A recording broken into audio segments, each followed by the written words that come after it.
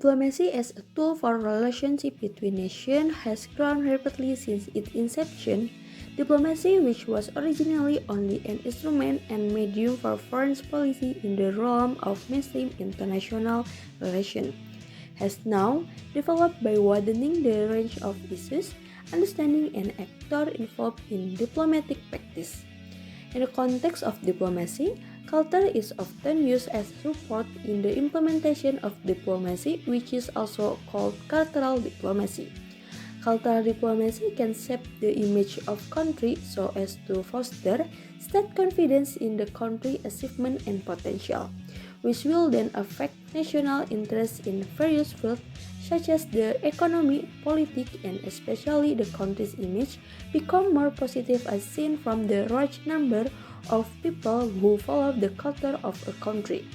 The cultural diplomacy is an effective tool for the state because it tends to have easy access and can be known by many people, so their appreciation or rejection can be quickly seen through the media of implementing cultural diplomacy.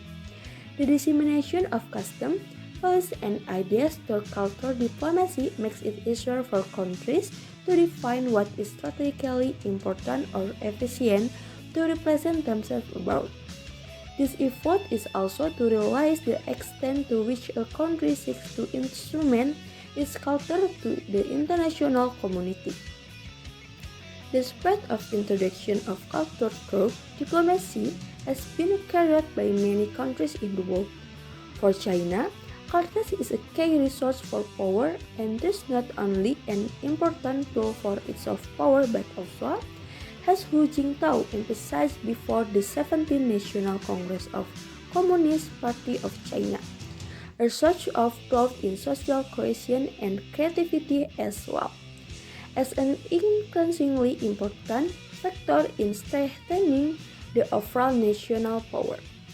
Therefore, for China, culture has a special, irreplaceable role in the soft power because culture is framework that accommodates all other aspects of China's soft power.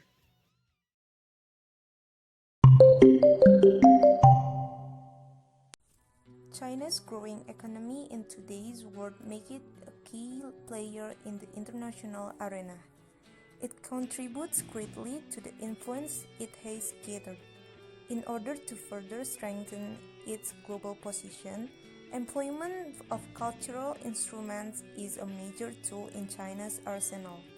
Perhaps the first official authorization of the central function of the culture in soft power was secured in 2007, when the expression of cultural soft power was incorporated in the report to the 17th National Congress of the Socialist Congress of China.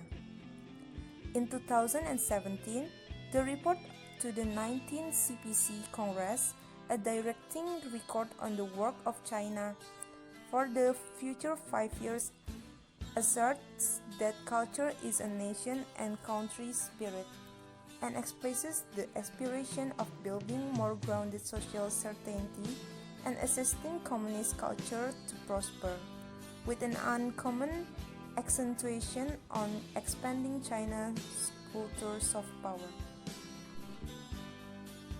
The ideals of Confucianism are integrated deeply within the art of Chinese governance and political system. The society, as Confucius says, is an extension of family unit. The family unit is noted to provide the best environment for growth and self-actualization. This is because of the nurturing and supportive nature of the family setting, allowing for the best environment for personal growth and prosperity. While the teachings of Confucius provide the guide to social life, Buddhism and Taoism give the religious and mystical backing to the Chinese culture. Buddhism and Taoism are the key components of traditional Chinese religious culture, being in the society for over 3,000 years. Taoism, much like Confucianism, rests its foundation on the idea of harmony within the society. This philosophy finds its origins in China and remains indigenous to the country. Taoism preaches a simpler life, one that is in harmony with nature, free and devoid of societal desires.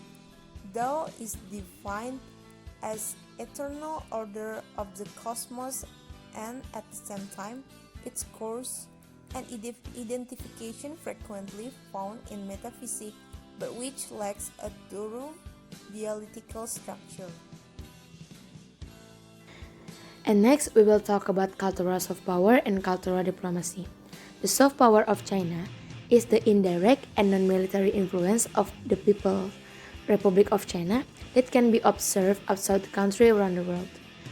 China's cultural diplomacy is the best form of public diplomacy and soft power that can trace to exchange of ideas, information, art, language, and other aspects of culture including tangible and intangible among nations, their people to foster mutual understanding. And if we talk about cultural diplomacy, cannot be separate from various collaboration between countries, especially now that China is the country with the largest economy in the world, with various collaboration being carried out. The result of corporation and government have made China a country that has great power and is able to compete with other big countries. Exchange of cultural dynamics as a means to achieve diplomatic goals has been a key factor in China's cultural for being diplomacy dynamics. The soft power theory has become more prominent in the Chinese national strategy during the eras of President Hu Jintao and President Xi Jinping. In 2007, President Hu Jintao, while addressing the 17th Communist Party National Congress, highlighted the importance of culture in enhancing the national power dynamics on the international stage. Within the academic discourse regarding soft power, China was first introduced as a case study by Wang Huning. He describes the concept of soft power within the framework of a China concept to be slightly different from the described by Joseph Nye. Strategies such as Confucius institutions that promote cultural exchange are seen a way to promote that image. Now the next one that we are going to talk about is the instruments of application. Now China's instruments of soft power are a blend of those used by other countries with its own distinctive features sprouting from the Chinese culture and its conception of soft power. Number 1 is cuisine. Chinese food has influenced the local food habits across the globe. It has adapted to many cultures, and localized version of Chinese exclusive to every country is a common sight in many a country that otherwise resist the Chinese impact. The Chinese cuisine's global impact happened much earlier. While Chinese food ingredients and cooking methods reached the modern day of Southeastern Asia as early as the Ming Dynasty with the Chinese trade workers and migrants. Number 2 is art, film, and literature. A major goal of the cultural diplomacy is putting a human face to the concept of a country or a state. As China has overcome its poverty issues and achieved a stable and sustainable economy, the attention was directed towards changing the country's global perception.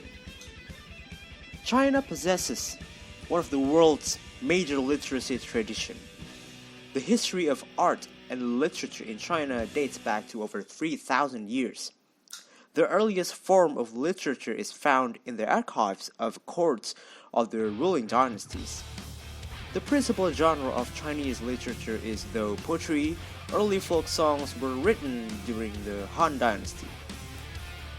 For a brief period during Yuan Dynasty, drama saw a peak, but opera remains the most predominant form of popular entertainment, and even papers were invented in China in the year of 105th century.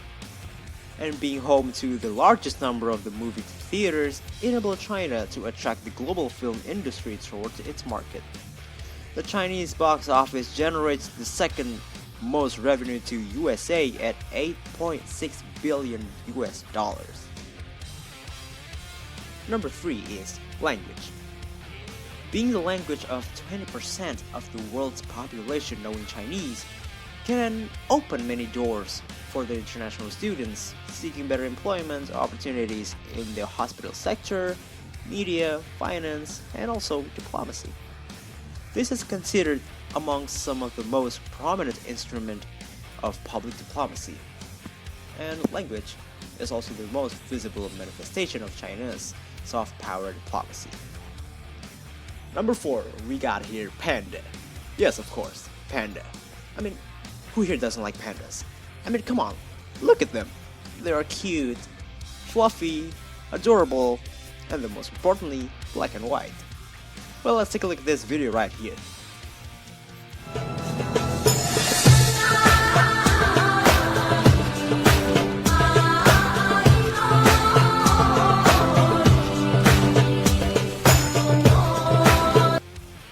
Well, okay, maybe that is one of the reasons why panda is on their edge of extinction. Okay, moving on. Panda is a symbol of friendship and peace for China. Governments use panda to maximize political effect from a few years ago until now as part of panda diplomacy. Panda diplomacy was first carried out during the Tang Dynasty, led by Empress Wu Zetian in 685th century by giving a pair of pandas to Emperor Tenmu of Japan as a diplomatic gift.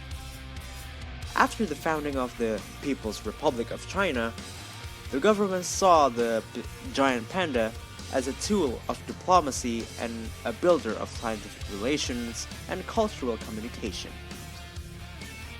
Between 1957 and 1982, giant pandas were sent to other countries as a gift from the Chinese government. The purpose of this panda diplomacy was purely to build diplomatic relations with Western countries in the 1950s. The first Western country that carried out diplomatic relations with China at that time was the Soviet Union, by providing 2 pandas in 1957 and 1959. Until now, there are 26 zoos that are borrowed pandas by the Chinese government to 18 countries.